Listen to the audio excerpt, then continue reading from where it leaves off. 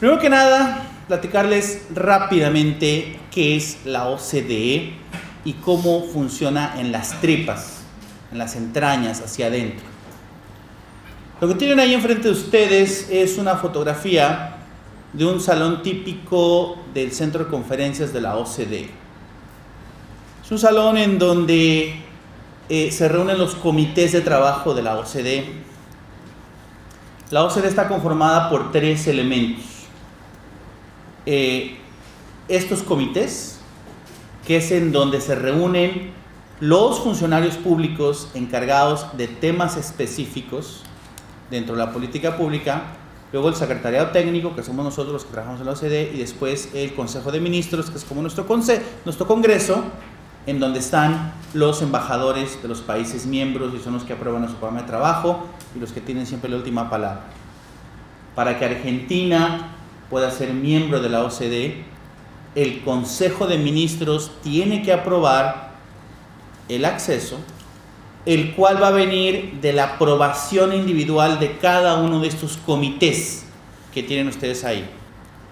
En la OCDE hay cerca de 24 comités, y para cada país que quiera hacerse miembro de la OCDE se eligen mínimo unos 20 comités en donde se les tiene que hacer el diagnóstico, las recomendaciones y evaluar la implementación de las regulaciones. Y ahí es en donde está el verdadero chiste de la OCDE, las reformas, la implementación de las reformas. Les voy a dar un ejemplo. Cuando México y Chile se hicieron miembros de la OCDE, no tenían un Ministerio de Medio Ambiente, no tenían una ley de equilibrio ecológico. No sé cuál es la situación actual de Argentina, pero para que estos países puedan ser miembros de la OCDE, en el Comité de Medio Ambiente, una recomendación fue: crea tu ley, crea los instrumentos de protección al medio ambiente y crea tu ministerio. Y así fue como se hizo. En el caso de México, que fue en el 94, al unirse a la OCDE, también tuvieron que crear la Comisión de Competencia, también tuvieron que crear el Instituto de Propiedad Industrial, también tuvieron que crear la Comisión de Mejora Regulatoria, que ve todos estos aspectos regulatorios. Todo eso fueron recomendaciones de estos comités. Porque en esos comités se ven temas de emprendedurismo, de impuestos, de regulación, de competencia. Y cuando la OCDE hace estos exámenes, viene el secretario técnico, como nosotros, pero venimos acompañados de los peer reviewers, de los evaluadores internacionales, independientes, que son funcionarios de países miembros que se sienten en este comité y que van a observar, dar su opinión. Primero sobre el diagnóstico y las recomendaciones, y después de la implementación de las recomendaciones. Cuando nos preguntan, ¿las recomendaciones de la OCDE son vinculantes? ¿Se debe cumplir con ellas? Para los países miembros tienen una obligación moral de cumplirlas. Eso que le llaman soft law. Si las cumplen, qué bueno; si no, pues bueno, qué mal. Pero para los países que se quieren hacer miembros, si quieren que los comités aprueben y finalmente el Consejo, se tienen que cumplir con las recomendaciones, de lo contrario no se acepta. Ahorita Colombia, de cerca de 20 comités, ya lleva unos 17, 18. Le faltan solo unos 2 para que finalmente ya todos los otros estén aprobados, pero tienen que estar todos aprobados. Y aquí lo bonito de todo esto es que la evaluación, las recomendaciones provienen de sus iguales, es decir, de funcionarios públicos que se encargan del tema en específico en otros países miembros de OCDE, y ellos son los que supervisan las recomendaciones y dan su opinión sobre el cumplimiento de estas recomendaciones. Y luego en cada comité se presentan los reportes de esos peers y con eso se llega a la conclusión. Entonces, otro elemento básico que es lo que nos sirve para hacer esas evaluaciones es la identificación de principios, mejores prácticas, lecciones aprendidas. Aquí en el Comité de Política Regulatoria, que es en el que yo participo, que participa mi área, tenemos un comité hermano que se llama la Red de Reguladores Económicos, the Network of Economic Regulators, que se reúne un día antes, sí, siempre es un día antes que el comité. De hecho, aquí yo quisiera hacer una invitación formal para que el regulador de telecomunicaciones o energía de aquí de Argentina participen en esas reuniones, las cuales son abiertas para tanto países miembros como países que han mostrado interés. Y en esta red se sientan todos los reguladores de países miembros de la OCDE y países amigos que tienen que ver con industrias de redes y que por lo tanto se tienen que regular las tarifas, los precios, las condiciones de entrada. Dado que estamos hablando de una industria de redes, donde se crean monopolios o oligopolios naturales, y por lo tanto es necesario regular a los economistas aquí presentes, porque si tienen poder de mercado, tienen capacidad de establecer el precio por arriba del costo marginal y no perder tantos clientes, es de suerte que es necesaria la regulación. Bueno, esta red y este tipo de reguladores tiene una característica muy especial, ¿sí? Y por lo tanto la OECD se dio a la tarea de identificar cuáles son los principios básicos que deberían seguir estos reguladores. Y esto es sumamente importante porque estos reguladores tienen un impacto tremendo en las economías. Bueno, simplemente vean el caso de México. El caso de México, apenas hace 3 años se tuvo que hacer una reforma constitucional para crear el ente regulador de telecomunicaciones con la suficiente fortaleza institucional, nada más y nada menos que tratar de controlar el monopolio del hombre más rico del planeta. Y bueno, comparado con los colegas del Reino Unido, recuerdo que la OCDE hizo esta revisión del sector de telecomunicaciones en México por ahí del año 2012. Uno de los peer reviewers de ese sector fue precisamente gente de Oftel, la oficina de telecomunicaciones, bueno, Ofcom, perdón, la oficina de regulación de telecomunicaciones del Reino Unido. Ellos vieron cuál era el marco institucional de México en materia de telecomunicaciones. También fueron colegas del organismo regulador de Francia, hicieron su evaluación, y recuerdo que en la parte final del reporte, en el anexo, se enlistaron todos los poderes regulatorios que tiene Ofcom y cuáles son los que tenía la Comisión Federal de Telecomunicaciones de México en aquella época.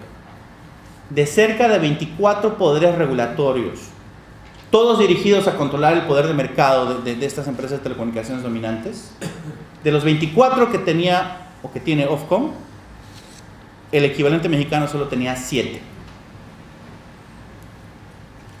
Las recomendaciones de la OCDE precisamente derivaron en la reforma constitucional y ahora tuvimos que elevarlo en México al nivel más alto, en donde en la propia Constitución mexicana se establece la creación de ese instituto que es totalmente autónomo, con muchas obligaciones de transparencia y rendición de cuentas.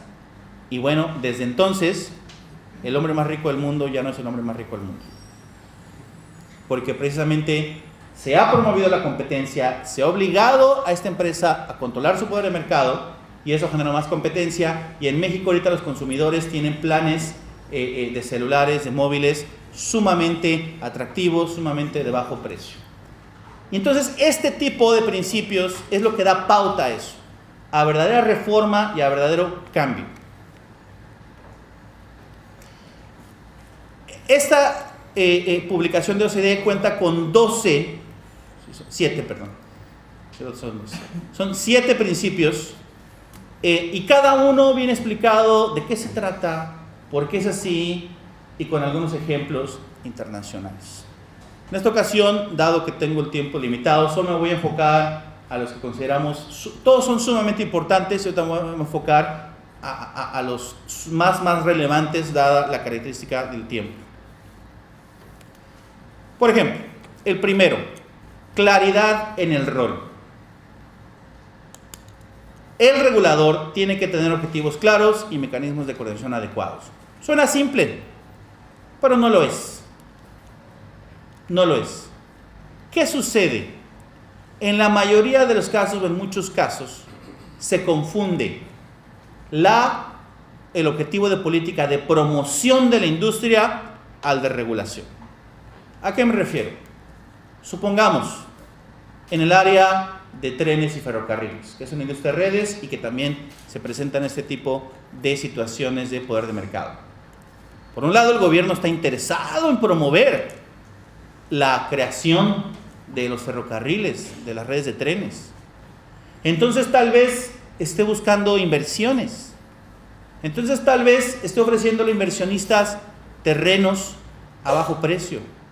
O le esté ofreciendo rebajas en impuestos. O le esté ofreciendo inclusive asociaciones público-privadas. Está bien, se debe hacer. Pero luego, por el otro lado, sabemos que las industrias de redes pueden aplicar precios monopólicos y por lo tanto se le tiene que poner el precio. Entonces imagínense en la mesa el equivalente de don Marcelo, en el tema de redes, sentado por un lado diciéndole, oye, te voy a dar tax rates, ¿no? Y por el otro te voy a decir, oye, pero te voy a controlar el precio. No funciona. Entran en conflicto estas dos objetivos. Por lo tanto, tienen que estar separadas. Y lo que recomienda este principio es que las actividades de promoción se queden dentro del ministerio. El Ministerio de Transporte y Comunicaciones es el que tiene que estar haciendo estas de promoción de inversión. Y estos objetivos de regulación, de controlar el precio y establecer condiciones de entrada, tiene que estar independiente. En otro ente, en inglés se llama at arm's length, a distancia de un brazo, que quiere decir ni totalmente independiente, pero sí con una independencia tal que no sea contaminado por estas acciones. Eso es lo que se refiere claridad en el rol. Influencia indebida y mantener confianza. Es un tema que se abordó el día de ayer en el seminario y esto tiene que ver con la famosa captura regulatoria. ¿Qué es la captura regulatoria?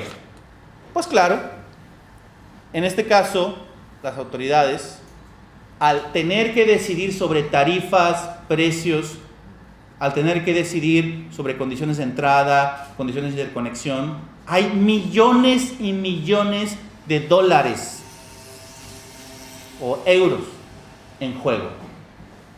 Fortunas increíbles. Por lo tanto, el regulado tiene todo el incentivo de tratar de obtener una regulación benévola hacia él. Y por lo tanto trata de influenciar las decisiones del regulador. La OCDE ha identificado ciertamente ciertas acciones que ayudan a eliminar esta captura regulatoria. Por ejemplo, separar al regulador independiente de los ciclos políticos. Muchas veces lo que se hace es de que hay el nombramiento del director de esta regulación, que hay también la OCDE ha identificado varios mecanismos para hacer esto. Se ha nombrado en un periodo, a la mitad de un periodo político, y dure hasta la mitad del siguiente periodo político. Se separa de los ciclos políticos. ¿Sí? Los miembros del pleno del regulador no deben tener conflicto de interés. Claro. No vamos a poner al compadre de Carlos Slim, ¿no?, como parte del consejo directivo del regulador de telecomunicaciones, ¿no? O en el caso del Reino Unido, a un amigo de Richard Branson,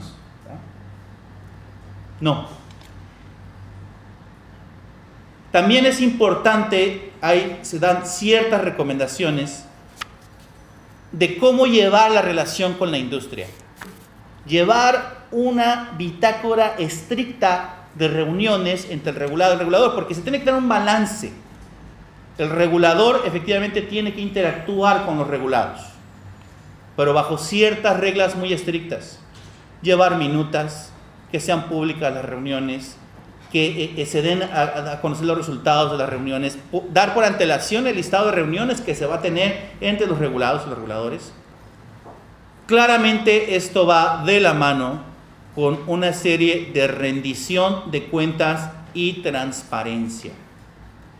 Como pueden ver aquí, en un tema implícito, es de que estos reguladores, estos entes, sí deben tener independencia.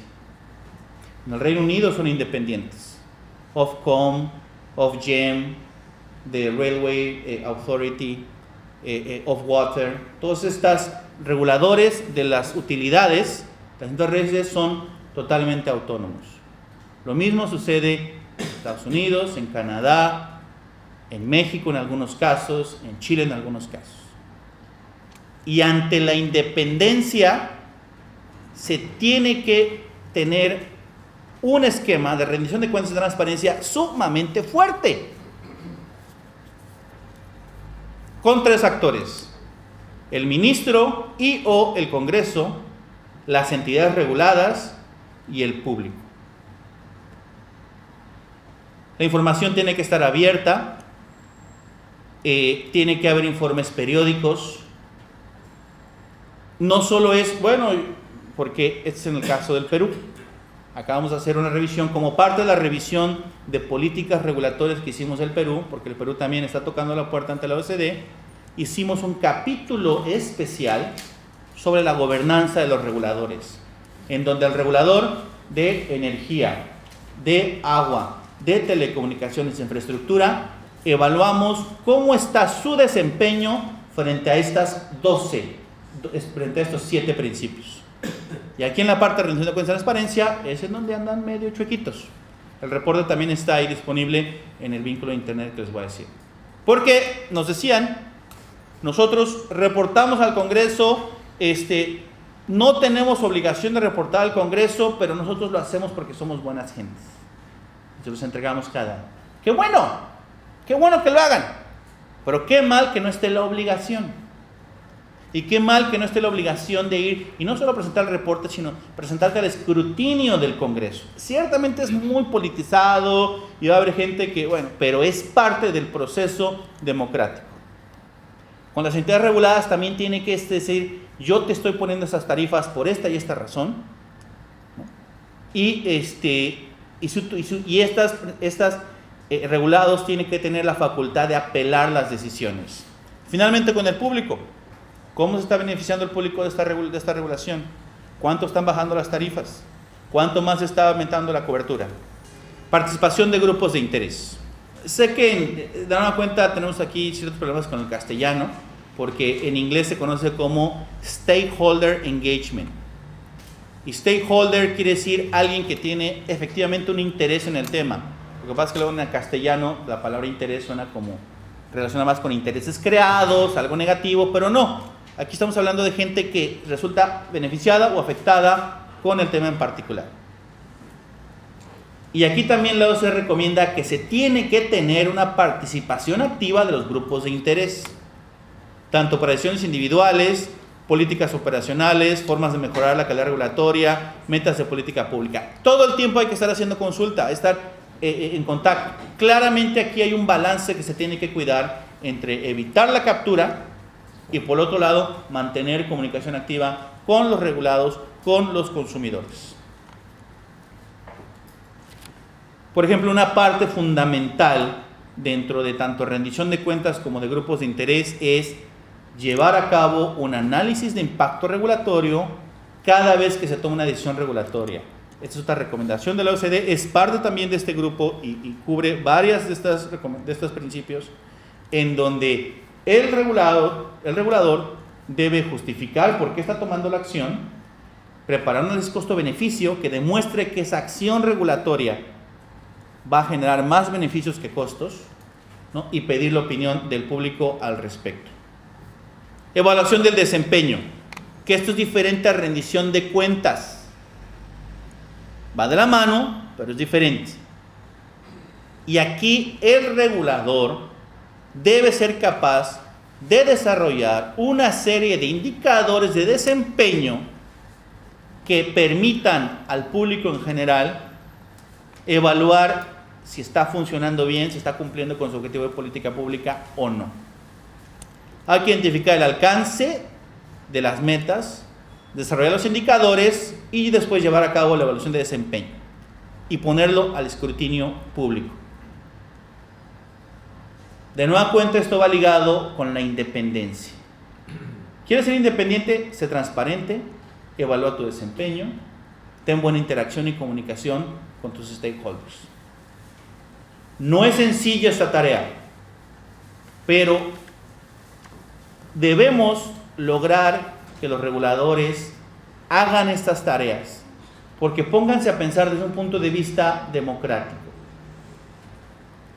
Los votantes eligen a sus líderes políticos para que lleven una administración pública eficiente. Se elige a un presidente, a un gobernador, a un alcalde. Pero de repente tienes este ente que es independiente del gobierno. Tienes este ente el cual no puedes quitar. ¿Dónde está el proceso democrático? Como sociedad tenemos que encontrar el balance. De tal suerte que si los ponemos por independencia, porque su labor es sumamente importante, tiene un impacto económico muy elevado, pero al mismo tiempo les tenemos que poner los candados para asegurarnos que están haciendo bien su labor. Y la evaluación del desempeño es parte fundamental de eso. Les invito a que revisen el link, vean todo el trabajo que hemos hecho en gobernanza de los reguladores. Hay temas sumamente fascinantes que estamos haciendo en la OCDE. Por ejemplo, ya estamos trabajando sobre Behavioral Economics, economía del comportamiento.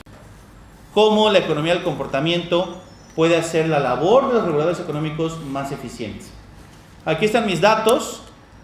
Hacemos la invitación para que en el siguiente la siguiente red de la reunión de reguladores económicos, regulador de telecomunicaciones de aquí, de Argentina, pueda acompañarnos y aprender más de estos temas. Muchas gracias.